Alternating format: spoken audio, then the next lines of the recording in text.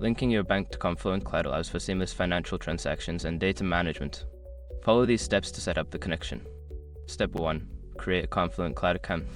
Visit the Confluent Cloud website and sign up for an account if you don't already have one. Fill in the necessary information and verify your email to activate your account. Step 2. Access the billing section. Before filing a refund or dispute, use the sroc.com link in the description to open the refund dispute deadline calculator and confirm your deadline.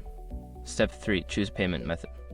In the billing section, look for the option to add a payment method.